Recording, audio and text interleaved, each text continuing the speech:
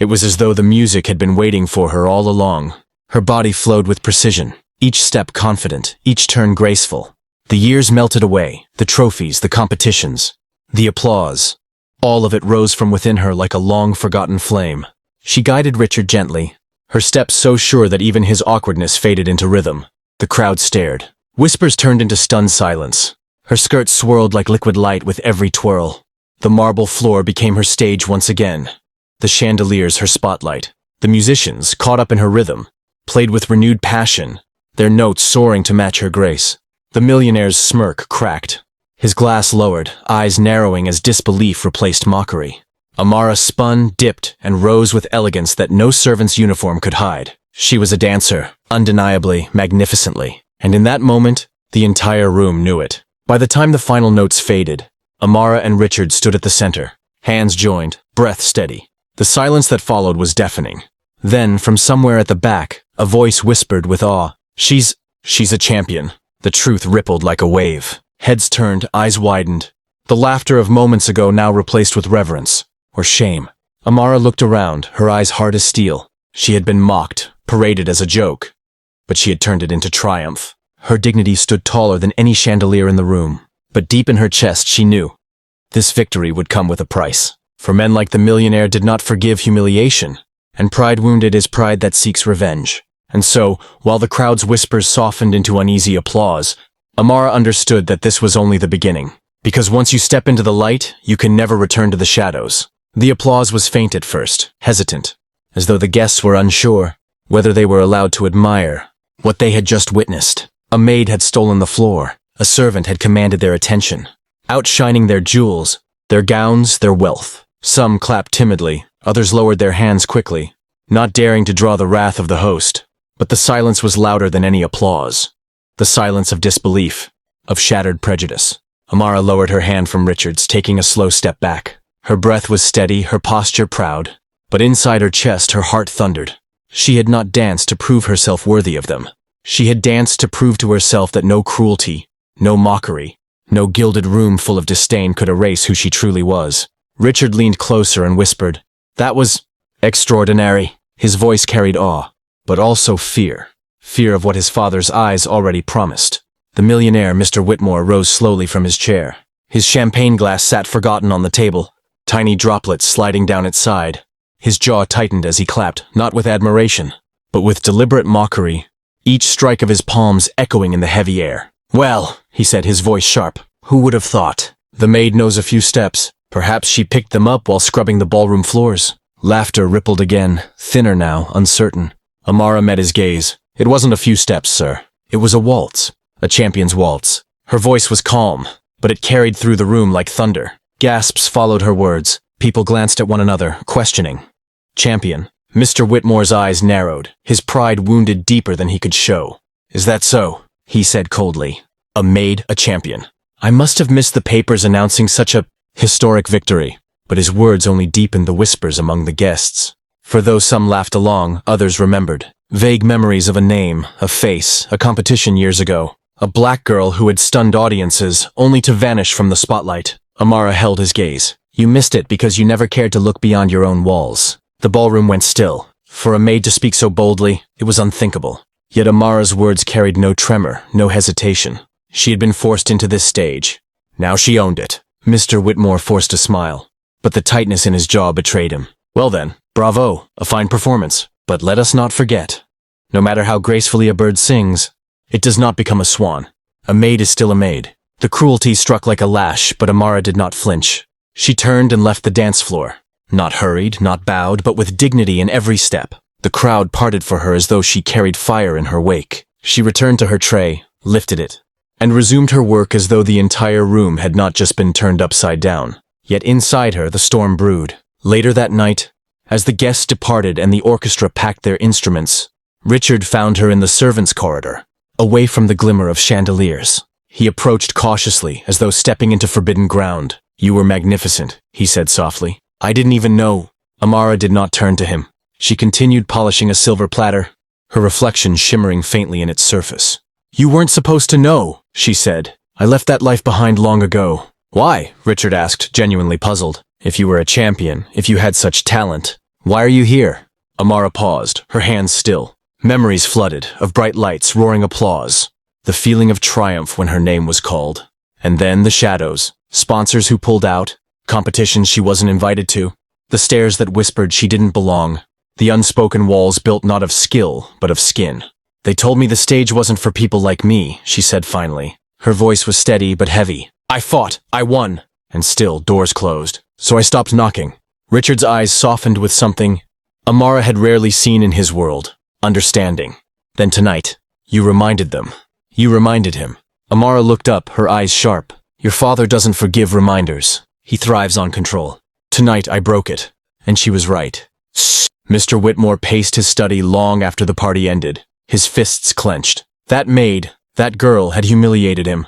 She had turned his joke into her triumph, his jeer into his disgrace. His friends had seen it, his associates, his rivals. Whispers would spread. They would laugh at him for being bested in his own house, at his own game. He would not allow it. Find out everything about her, he barked at his assistant. I want to know where she came from, why she's here, what filth she's hiding. If she thinks she can humiliate me, she'll regret the day she ever stepped into this house. The assistant nodded, already fearing the storm to come. The following days were heavy. Word of the maid who danced like a queen spread faster than wildfire. Some mocked, but many admired. Servants whispered with pride, speaking of Amara as though she were more than one of them, because she was. Guests who had once dismissed her now looked at her differently, their eyes carrying curiosity instead of scorn. But for Amara, the attention was a burden. Every time she carried a tray or swept a floor, she felt eyes following her, weighing her down. She had wanted dignity, not spectacle. She had wanted to prove she belonged, not become a tale in the mouths of strangers. One evening, she found herself alone in the ballroom. The lights were dimmed, the silence thick. She stood on the same marble floor where she had been mocked, where she had danced. Slowly she placed the tray down, closed her eyes, and let her body sway to the rhythm only she could hear. For a moment she was not a maid, not a spectacle, but herself again, the girl who once lived for the stage. But the spell broke when the heavy doors creaked open. Mr. Whitmore stood there, his silhouette sharp against the light of the hallway. You think you humiliated me, he said coldly, but let me remind you of your place. He stepped closer, his eyes dark with fury. You may have danced for a few moments, but when the music ends, you pick up the trays. That is all you will ever be. Amara met his gaze, her voice calm. No, sir, that is all you will ever allow me to be. There's a difference. His hand twitched, the urge to strike her barely restrained. But he forced a smile instead, venomous. You'll regret this. He left her with those words, but Amara understood. The battle had only begun. The next week, whispers grew louder. Rumors spread that Amara was arrogant, that she had stolen from employers in the past, that she had fabricated her championships. None of it was true, but lies travel faster than truth. Her hours were cut, her pay withheld.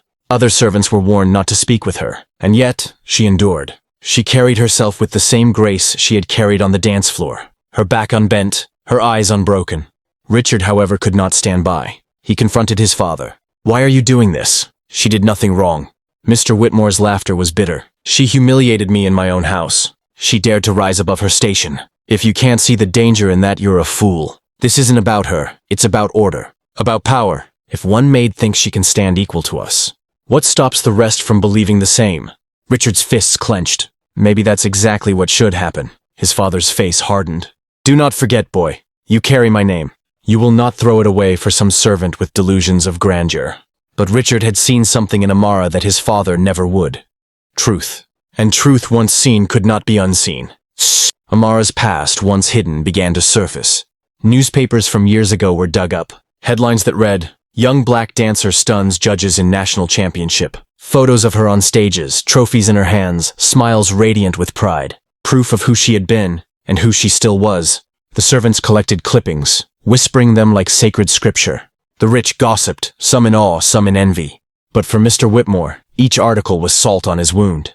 He vowed to destroy her completely. And Amara knew, if she did not stand, if she did not fight, not just for herself, but for every voice silenced, every dream crushed, then all she had endured would be for nothing. The weeks that followed were a war of shadows. Amara carried trays by day and endured whispers by night. Her dignity, the only armor she possessed. Mr. Whitmore's vendetta, sharpened with every headline, every hushed voice that dared to admire her. He tightened his grip on the household, punishing servants for even speaking her name, forbidding them to utter the word champion. Yet, like fire, the truth could not be smothered. For every rumor he spread, someone found the proof.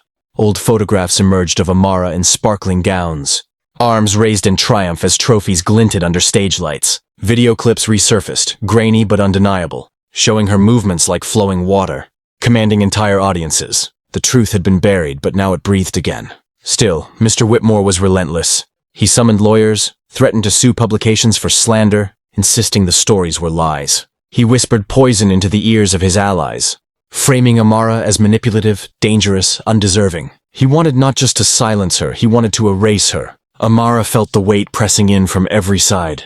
But each night, when she closed her eyes, she remembered the rhythm, the music that had always lived in her bones.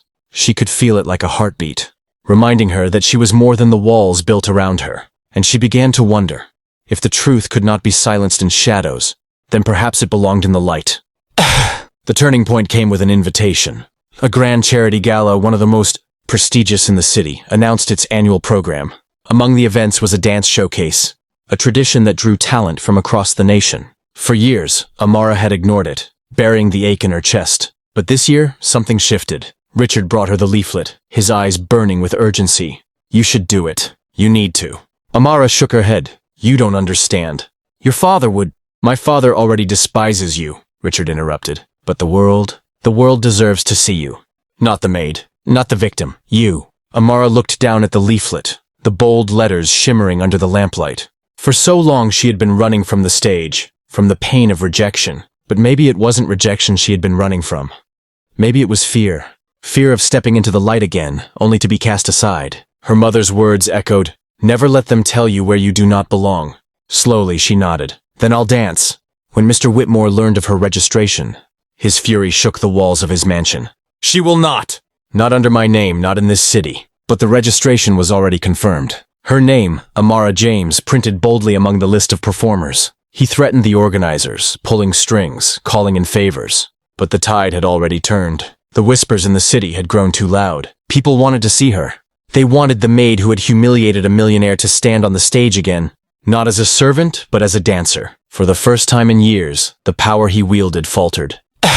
The night of the gala arrived. The hall was a cathedral of gold and velvet, the air electric with anticipation. Every seat was filled. Politicians, business magnates, artists, journalists, and at the center, Amara stood backstage, her heart steady but her hands trembling. Her gown was simple compared to the others. No jewels, no sequins, just a flowing fabric that moved like water when she breathed. But it was enough. She had never needed adornment. She was the adornment. She closed her eyes as the announcer called her name. The roar of applause struck like a wave. She stepped onto the stage, and when the music began, the world disappeared. Her body remembered every step, every turn, every lift. She spun and soared, her movements speaking of pain and triumph, of struggle and dignity. She poured her years of silence into each motion, her years of humiliation into every leap, and the crowd felt it. They felt her story without needing words. It was not just dance. It was testimony. When the final note fell, the audience rose as one. The ovation thundered, shaking the walls. Flowers rained onto the stage. Tears glistened on faces that had come, expecting entertainment but left with revelation. And among the sea of applause, one figure remained seated, Mr. Whitmore, his face stone, his hands still. For him it was not victory, it was betrayal. His son stood, clapping until his palms reddened. And for the first time, Richard did not care if his father saw. Amara bowed, not in submission but in triumph. The newspapers the next morning told the story in bold headlines. Maid turned dance champion stuns gala audience. Amara James, the return of a star. A waltz of defiance. Photographs captured her mid-spin, eyes alight, her gown flowing like flame. The city spoke of nothing else. For Mr. Whitmore, it was devastation. His attempts to silence her had backfired, turning her into a symbol of resilience. His allies distanced themselves, not wishing to be remembered as those who tried to crush a rising star. His control over his household weakened. His authority in his circles cracked. But for Amara, it was liberation. No longer did she carry trays and shame. No longer did she hide her past. She was seen, not as a maid, not as a spectacle, but as herself. Weeks later, Amara sat in the park, watching children chase one another through the grass. Richard joined her, holding 2 cups of coffee. "You've changed everything," he said softly. Amara smiled faintly. I didn't set out to change everything. I only wanted to dance. And yet, Richard said, looking at her with quiet admiration, you've given people hope. Servants, workers, people who've been told all their lives to stay in their place.